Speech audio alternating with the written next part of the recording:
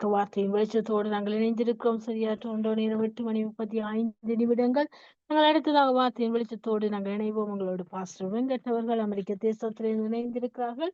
இணைப்பில் இருக்கும் பாஸ்டர் அழைப்புகள் கொண்டு வந்து வார்த்தையின் வெளிச்சத்தை காண்போம். Praise Lord pastor. Praise Lord அம்மா, எப்படி இருக்கீங்க?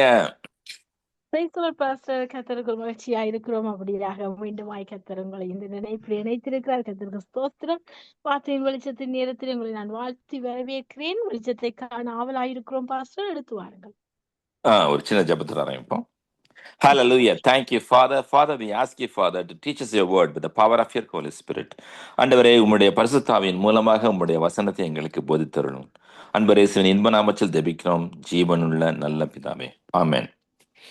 இன்னைக்கு நம்ம பார்க்க போறது சங்கீதம் 63:1. அதை ஒட்டி நம்ம நீதிமொழிகள் 8:17, யோவான் 20 பார்க்க போறோம். நான் முதல்ல சங்கீதம் 63:1 படிக்கிறேன். படிச்சுட்டு நம்ம யோவானுக்கு போவோம். சங்கீதம் 63:1, பக்க எண் 707, 707 தமிழ் பைபிள்ல. இந்த சங்கீதம் தாவீது யூதாவின் வனாந்தரத்திலே அவர் தம் மகன்கிட்ட தப்பிச்சு ஓடுறாரு. வனாந்தரத்துல பண்ண சங்கீதம் இது. இந்த சங்கீதம் இது ஒரு அருமையான சங்கீதம். அதை படிப்பேன். இப்ப அவர் எப்படின்னாக்கா அந்த யூதாவின் வனாந்தரத்துல இருக்கும்போது என்ன பண்ணாருனாக்க, அவர் ஆண்டவருக்காக ஏங்கினாராம். அப்ப அந்த வனாந்தரத்துல தண்ணிக்காக ஏங்குவாங்க. அந்த தண்ணி மாதிரி, அந்த தண்ணிக்காக எப்படி வனாந்தரத்துல ஏங்குறாங்களோ அந்த மாதிரி தாவீது ராஜா ஆண்டவருடைய பிரசன்னத்துக்காக வாஞ்சித்து கதறினாராம். அது சங்கீதம் 42 பார்ப்போம், இருக்கு தேவசனம். இதை படிக்கிறேன் திருப்பி. தேவனே, நீர் என்னுடைய தேவன். Lord, you are my God. அதிகாலமே உண்மை தேடுகிறேன். வறண்டதும் விடாய்த்ததும் தண்ணீரற்றதுமான நிலத்திலே என் ஆத்மா உம்மோல் தாகமா இருக்கிறது.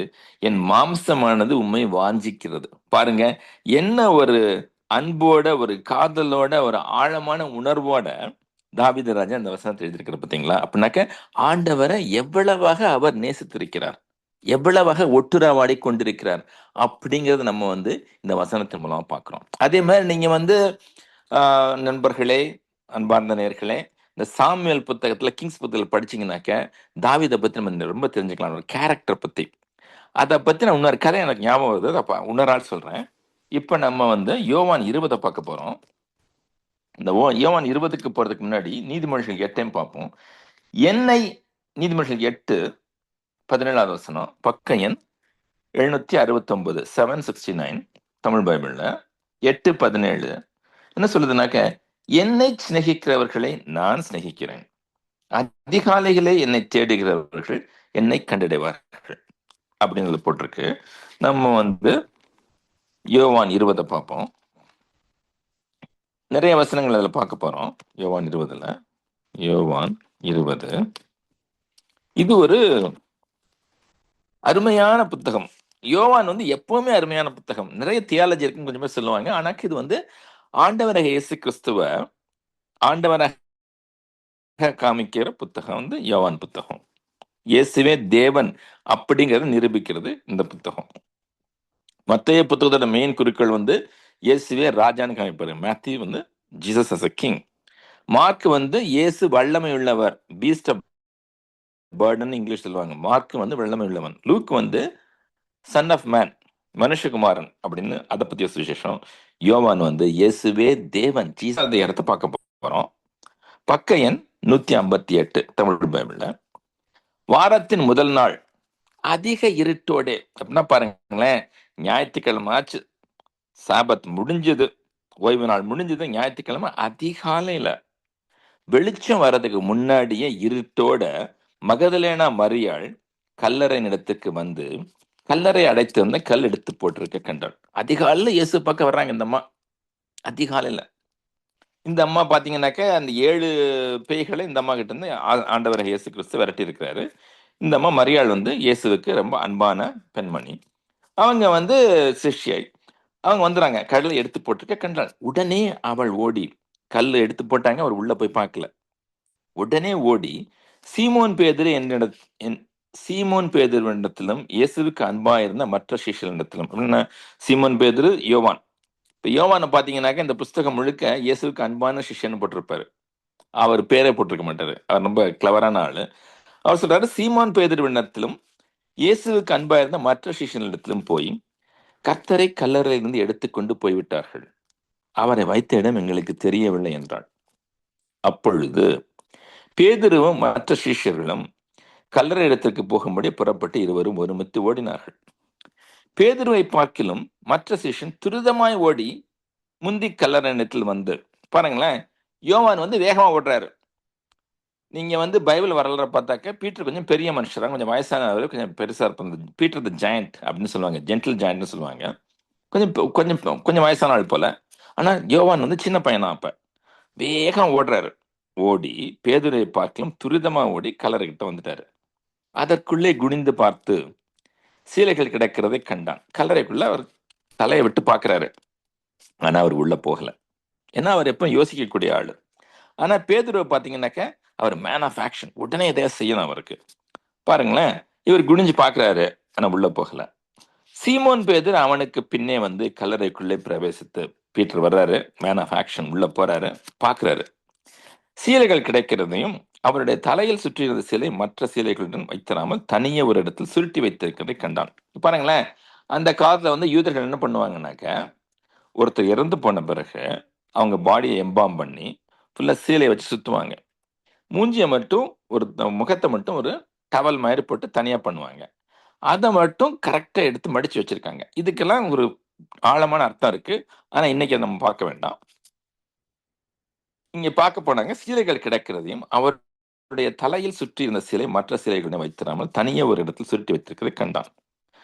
முந்தி கல்லறையின் இடத்திற்கு வந்த மற்ற சிஷ்யனும் அப்பொழுது உள்ளே பிரவேசி கண்டு விசுவாசித்தான். ஜான் வராப்புல உள்ள பாக்குறாங்க. பார்த்துட்டு அவர் மருத்துவரிலிருந்து எழுந்திருக்க வேண்டுமே என்ற வேத வாக்கியத்தை அவர்கள் அது பார்க்க வேண்டாம். என்ன நம்ம பாக்குறாங்க, இந்த மாதிரி இயேசு எழுந்திருப்பாரு அப்படின்னு அவங்களுக்கு தெரியாம இருந்துச்சு.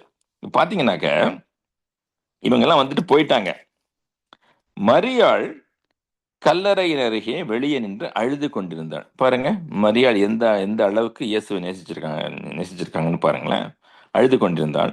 அப்படி அழுது கொண்டிருக்கையில் அவன் குனிந்து கல்லறைக்குள்ளே பார்த்து இயேசுவின் சரீரம் வைக்கப்படுது.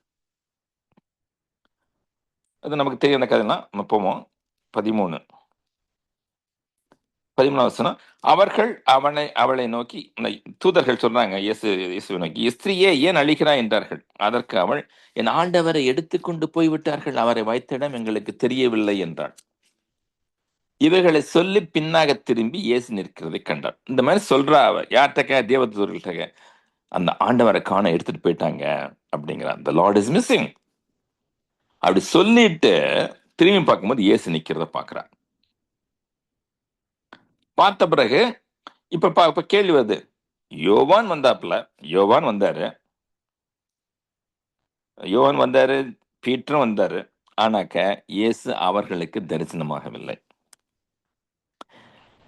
இவர் அன்பா நேசிச்ச மரியாவுக்கு தரிசனமானாரு. அப்படி பார்க்க போனா யோவானுக்கும் தரிசனம் ஆயிருக்கணும்னு யோவான் அன்பா நேசிச்சவர். இப்ப கேள்வி வருது, ஏன் மரியாளுக்கு அவர் தரிசனமானாரு அப்படின்னு கேள்வி வருது. ஏன்னாக்க அந்த மரியாள் இயேசுவை மிகவும் மிகவும் நேசிச்சதை காட்டும் வண்ணமாக அதிகாலையில இருட்டோடு நினைச்சு வந்தாங்க. வசனம் சொல்லுது, அதிகாலையில் என்ன தேடுகிறவர்கள் கண்டடைவார்கள். நீதிமொழி 8:17 பார்த்தோம்னா அதுல ஒரு இஷ்டம்னு வந்தா கூட நீதிமொழி 8:17 பாத்தீங்கன்னாக்க அதிகாலையில் தேடுறவங்க ஆண்டவரை கண்டடைகிறாங்க.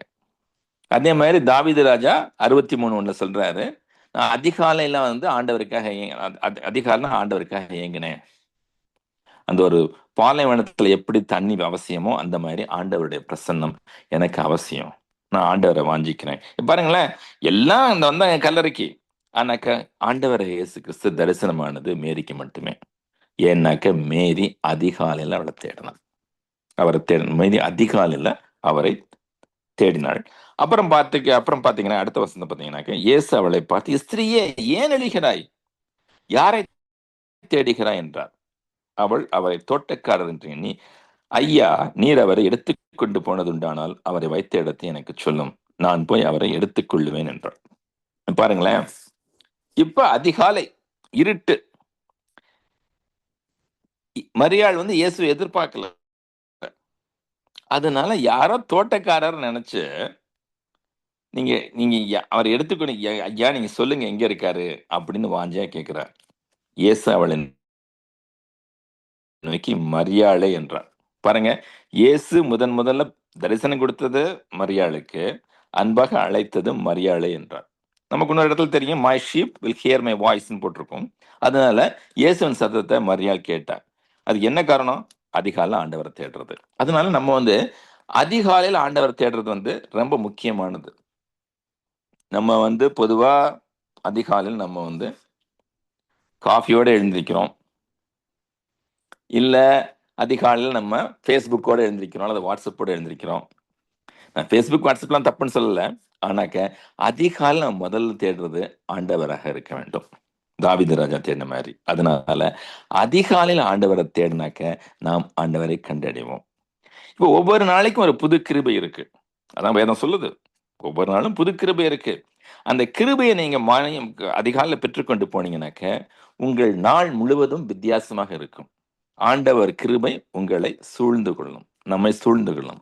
அப்படி ஆண்டவர் கிருபை சூழ்ந்து கொள்ளும் பொழுது எல்லாமே எளிதாக இருக்கும். நாம் மற்றவர்களுக்கு ஆசீர்வாதமாக இருப்போம், மற்றவர்களை நமக்கு நேசிக்க தோன்றும். பாருங்களேன், மார்னிங் வந்து ஆண்டவர் பிரசனத்தில் இருக்கீங்க, ஆண்டவர் உங்களை அன்பால நிரப்புறாரு, மகனேங்கிறாரு, மகளேங்கிறாரு, ஆண்டவர் ஆவியை ஊற்றுறாரு, ஆண்டவர் உணர்றீங்க, ஆண்டவர் வசனம் உங்களுக்குள்ள இருக்கு, வசனத்தை படிக்கிறீங்க, போறீங்க. அப்ப பாத்தீங்கன்னாக்க உலகம் வந்து பச்சையா தெரியும், உலகம் வந்து ட்ரையா தெரியாது, அப்படி பச்சையா தெரியும், பசும் புல்வெளியா தெரியும், மக்கள்லாம் நல்லவங்களா தெரியுவாங்க, எல்லாரையும் நேசிக்கணும் போல தோணும். ஏன்னா ஆண்டவர் வந்து எல்லாரையும் நேசிக்கிறாரு. அந்த ஆண்டவர் அன்பு நமக்குள்ள ஊற்றப்பட்டதுனால நாமும் எல்லாரையும் நேசிக்க தோணும், நமக்கு நம்ம எல்லாரையும் நேசிக்க தோன்றும். ஏன்னாக்க ஆண்டவர் பிரசன்னம் நமக்குள்ள, ஆண்டவருடைய கிருபை நம்ம அதிகாலையில் பெற்றோம். அதனால அதிகாலையில் நம்ம வந்து ஆண்டவர் பிரசன்னத்தோடு எழுந்திருக்கணும். எழுந்திருக்கும் போதே ஆண்டவரை தேடிடணும். படுக்க விட்டு இறங்குறதுக்கு முன்னே ஆண்டவரை தேடி ஜபத்தோட இருக்கணும், ஜபத்தோட இறங்கணும், வசனத்தை படிக்கணும். காஃபி எல்லாம் குடிக்க தப்பு கிடையாது, காஃபி அப்புறம் வருது, நல்லா குடிச்சுக்கலாம், நீங்க 2 காஃபி வேணாலும் குடிங்க. ஆனாக்க நம்ம வந்து காலையில முதல் ப்ரையாரிட்டி, டாப் ப்ரையாரிட்டி வந்து ஆண்டவரை தேடணும். அப்படி தேடும் பொழுது, தேடி அவரோட வசனத்தை படிக்கும் பொழுது ஆண்டவரின் மெல்லிய சத்தத்தை நம்மால் கேட்க முடியும். நம்ம ஸ்பிரிட் வந்து ரொம்ப ரொம்ப சென்சிட்டிவ் ஆயிரும். சென்சிட்டிவ் ஆயிட்டு ஆண்டவர் வழி நடத்துதலை நம்மால் உணர முடியும். நம்முடைய முடிவுகள் நல்ல முடிவுகளா இருக்க முடியும். ஏன்னாக்க நம்ம வந்து எப்பவுமே நம்ம ஸ்பிரிச்சுவல்னு சொல்லுவாங்க, ஆவியில இருக்கும்போது நம்ம எடுக்கிற முடிவு எப்பவுமே நல்ல முடிவா இருக்கும். இந்த சாதாரண விஷயங்களை விட நம்ம எதாவது வாங்கணுமா, கொடுக்கணுமா, போகணுமா, வரணுமா, எல்லாத்துக்கும் ஆண்டவர் வந்து வழி நடத்துவாரு. இப்ப இதை வலியுறுத்துற மாதிரி, ஏன் இப்படி ஆண்டவர் அதிகாலை தேடணும் அப்படின்னு வலியுறுத்துற மாதிரி ஒரு சின்ன கதை அவங்களை சொல்றேன். நிறைய பேருக்கு இந்த கதை தெரியும். இது வந்து ஜார்ஜ் முல்லர் அப்படின்னு ஒருத்தர் இருந்தாரு. அவர் வந்து இங்கிலாந்துல இருந்தார். அவரு he's a very thirsty man for காட்னு சொல்லுவாங்க. அவர் வந்து ஆண்டவருக்கு தாகமாக இருக்கிற மனுஷன். ஆண்டவரையே நோக்கி கொண்டிருப்பார், அதை அவரை பற்றிய தியானித்துக் கொண்டிருப்பார், அவருடைய பிரசனத்தை வாஞ்சிக்கிற ஆளு. அவர் அதிகாலையில் ஆண்டவரை தேடக்கூடியவர். அவர் என்ன ஆச்சுனாக்க, அவர் வந்து ஒரு அனாதை விடுதி நடத்திக்கிட்டு இருந்தாரு இங்கிலாந்துல. அதுல வந்து ஆயிரக்கணக்கான அனாதைகள் இருந்தாங்க அப்ப. அதுல என்ன ஒரு சிறப்பான விஷயம் அப்படின்னாக்க, அவர் யாருகிட்டே போய் நன்கொடை கொடுங்க, ஆர்பன்ஸுக்கு, அனாதைகளுக்கு இது பண்ண, அனாதைகளுக்கு, ஒரு நிமிஷங்க,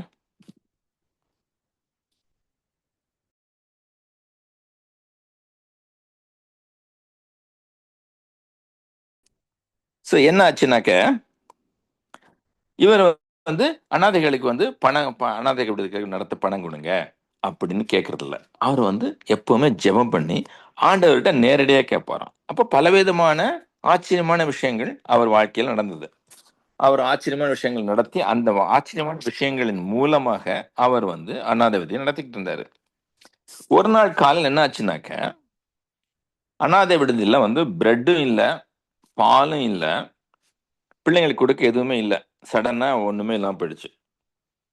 அப்போ அவர் சொன்னாராம் எல்லா பிள்ளைங்களே, நீங்க வந்து உட்காருங்க சாப்பிட்றதுக்கு அப்படின்னு சொல்லிட்டு ஆண்டவர் நமக்கு வந்து அதிகாலை சிற்றுண்டியை கொடுப்பாரு அப்படின்னு சொல்லிட்டு அவர் வந்து ஜெபம் பண்ண ஆரம்பிச்சாராம். என்ன ஆச்சுன்னாக்க சடனா ஒரு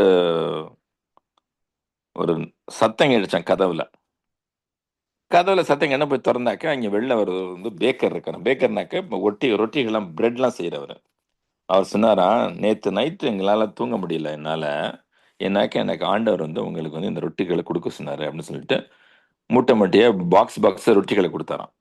கொடுத்த பிறகு கொஞ்ச நேரத்துல இன்னொருத்தர் வந்து கதவை தட்டினாங்களாம். பார்த்தாக்கா அவர் சொன்னாரா, அவர் வந்து நான் பால் வண்டி ஓட்டுற ஆளு. பால் வண்டி வந்து உங்க அனாதை ஆசிரமத்துக்கு முன்னாடி நின்று போயிடுச்சு. அதை நகர்த்த முடியல. கொஞ்ச நேரம் ஆனா பால் கட்டுரும். நீங்க வந்து தயவு செய்து பாலை எடுத்துக்கிறீங்களா அப்படின்னு கேட்டாராம். உடனே அவர் பிள்ளைகளை கூட்டு போய் பால்லாம் கொண்டு வந்துட்டாராம். பார்த்தாக்கா அன்னைக்கு பிள்ளைங்க வந்து நல்ல பிரெட் மில்க் எல்லாம் சாப்பிட்டாங்களாம். இது என்ன விஷயம்னாக்க அவர் வந்து யார்கிட்டயுமே கேட்கல, ஆண்டவர்கிட்ட மட்டும்தான் கேட்டாரு. ஆண்டவரை மட்டுமே சார்ந்திருந்தார். அவர் அதிகாலையில் ஆண்டவரை தேடினார். அப்படி தேடும் பொழுது அவர் கிருபைகளை பெற்றுக்கொண்டார். தினமும் தேவைப்பட்ட கிருபைகளை பெற்றுக்கொண்டார். அவரை பத்தி நிறைய கதைகள் இருக்கு. இது ஒரு ஒரு முக்கியமான கதை இந்த கதை. அதனால என்ன, நம்ம வந்து சங்கீதம் 63 போட்டிருக்க மாதிரி அதிகாலையில் ஆண்டவரை தேடணும். அந்த அதிகாலை ஆண்டவரை தேடி, ஏன்னாக்க நம்ம முழிக்கும் போது என்ன ஆகுதுனாக்க நம்ம வந்து நல்ல ரெஸ்ட் எடுத்து முழிக்கும் போது ஃபர்ஸ்ட் டைம் வந்து நமக்கு ஃப்ரெஷ்ஷா இருக்கும் பொழுது ஆண்டவரை தேடும் பொழுது நமக்கு ஒரு நல்ல ஒரு எனர்ஜி இருக்கு அதை தேடுறதுக்கு. அப்போ வசனத்தை படிச்சு ஆராதனை பண்ணி ஆண்டவரோட உறவாடும் பொழுது அளவலாகும் போது ஆண்டவரின் கிருபை நமக்குள்ள ஊற்றப்படுது. ஆண்டவரின் பிரசன்னத்தை ஆண்டவர் நெருங்கி வர்றாரு. இதுல போட்டிருக்கு பாத்தீங்களா, ஜேம்ஸ்ல, கம் நை and me I will come நை அன்டு யூ. நீங்க முதல் படி எடுத்து வைக்கணும். காலை எழுந்திக்கிறீங்க, முதல் படி எடுத்து வச்சுட்டீங்க. நீங்க ஒரு படி எடுத்து வச்சாக்க ஆண்டவர் 1000 படி எடுத்து வைப்பாரு, வந்து உங்ககிட்ட வருவாரு. நம்ம தான் முதல்ல எடுக்கணும் இந்த ஸ்டெப்பை. நம்ம வந்து எப்ப செக்யூலர் லைஃப்ல இருந்து ஸ்பிரிச்சுவல் லைஃபுக்கு போறோம், எப்போ முதல் படி எடுத்து வைக்கிறோமோ அப்பயே நம்ம ஆண்டவர் நெருங்குறோம். அதனால நம்ம அவரை கிட்டி கிட்டி நெருங்கி சேரணும். சேரும் பொழுது நாமும் அவரும் ஒன்று, யூனியன் வித் காடுங்கிற ஒரு கான்செப்ட் நமக்கு புரிய ஆரம்பிக்கும். நம்ம ஆண்டவரோட ஒருங்கிணைந்தவர்கள், ஆவியிலே பிணைக்கப்பட்டவர்கள், கிறிஸ்துவுக்குள் இருப்பவர்கள், கிறிஸ்துவுக்குள் இருப்பதனால அதிகாரம் உடையவர்கள், ஆண்டவரின் பிள்ளைகள். இப்ப கலாத்தியில படத்துல அப்பா ஃபாதர் அந்த மாதிரி சொல்லும்போது ஆண்டவரின் பிள்ளைகள் அப்படிங்கிற உணர்வு நமக்கு வர ஆரம்பிக்கும் வசனத்தை காலைல படிக்கும் பொழுது. அப்ப நமக்கு அந்த நாள் முழுக்க நம்ம வந்து ஆண்டவரின் பிள்ளைகளாக ஜீவிக்க முடியும். சொல்லிட்டு ஒரு சின்ன ஜெபத்தோட இந்த முன்னோர்கள் படிச்சு ஜெபம் பண்ணிட்டு முடிப்போம். தேவனே, நீர் என்னுடைய தேவன். Lord, you are my God. அதிகாலமே உம்மை தேடுகிறேன். Thank you, Father. Father, we come to you this wonderful evening in the mighty, matchless name of Jesus Christ, our Lord and Savior. I ask you, Father, give us a grace to seek you early in the morning, Lord, like Mary or King David in the Bible. Help us to become one with you. Help us to know that we are in union with you. We are seated in you with you with the full authority and power. Help us to live as children of the living God with full rights and privileges, knowing who we are in Christ. In Jesus' name we pray. Amen. ஆண்டவரே, அதிகாலையில உம்மை தேட எங்களுக்கு கிருபை தருவோம்ப்பா. உம்முடைய கிருபை தினமும் புதிதானது என்று நீர் சொல்லி இருக்கிறீர் வசனத்துல. அதன்படி உம்முடைய கிருபையை தினமும் அன்றாடம் பெற்றுக்கொள்ள எங்களுக்கு கிருபையை தாரும். அதிகாலையும் உம்மை தேட எங்களுக்கு கிருபை தாரும். உம்முடைய பிரசன்னத்தினால், உம்முடைய ஆவியினால் எங்களை நிரப்பும். எங்களுக்கு புத்தி சொல்லும். உன்மேல் கண் வைத்து வழி சொல்லுவேன் என்று சொன்ன கர்த்தாவே, எங்கள் மேல் வழி வைத்து புத்தி சொல்லும் அப்பா. This is the way, walking in it. இதுதான் பாதையை நட என்று சொன்னீரே, அந்த மாதிரி எங்களுக்கு பாதையை காட்டும். அன்பர் இயேசுவின் இன்ப நாமத்தில் ஜெபிக்கிறோம் ஜீவனுள்ள நல்ல பிதாவே. ஆமென். ஆமென், ஆமென். நன்றி பாஸ்டர். அருமையான வார்த்தையின் வெளிச்சத்துல சத்தியத்தின் ஆழத்தை நமக்கு கற்றுக் கொடுத்து வாழ்க்கையின் வளர்ச்சியை எப்படி கண்டுபிடி காண வேண்டும். அதாவது சங்கீதம் 63:1 அடிப்படையில அதிகாலை தேடும்போது, வாஞ்சியா தேடும்போது நிச்சயமாக அவரை நாங்கள் கண்டுகொள்ளலாம். அப்படியாக கண்டுகொண்ட மேரி கண்டுகொண்டார். அப்படியாக அந்த விசுவாச வாழ்க்கையை காண்பித்து நல்ல ஒரு கதைக்கூடாக அருமையான சத்தியத்தின் ஆழத்தை நமக்கு ஆழமாக வெளிப்படுத்தினீர்கள். கற்றுக்கொண்டோம், பெற்றுக்கொண்டோம். ஆழமான சத்தியத்தை, வெளிப்பாடுகளை கற்றுக் கொடுத்தார் ஆவியானவர். அப்படியா எங்களை அதிகாலை தேடி அவருடைய சமூகத்தை நாடி அதிக கிருபிகளை பெற்றுக்கொண்டு நாளை இன்னும் ஆசீர்வாதத்தோடு வாழ முடியும் என்பதை தனித்தரமாக வெளிப்படுத்தினீர்கள். நன்றி பாஸ்டர். கற்றுக் கொடுத்த உங்களை, உங்கள் குடும்பத்தின் ஊழியங்களை, சபை ஊழியங்களை கத்த நிறைவு ஆசீர்வதிப்பாராக. கர்த்தரை சித்தமுள்ள நாங்கள் இன்னொரு அழைப்பில் சந்திக்கும் சமாளித்து கூறுகிறோம். நன்றி பாஸ்டர். நன்றி அம்மா, உங்களையும் ஆசீர்வதிப்பாராக. ஆமென். ஆமென். அருமையான வார்த்தையின் வெளிச்சம்.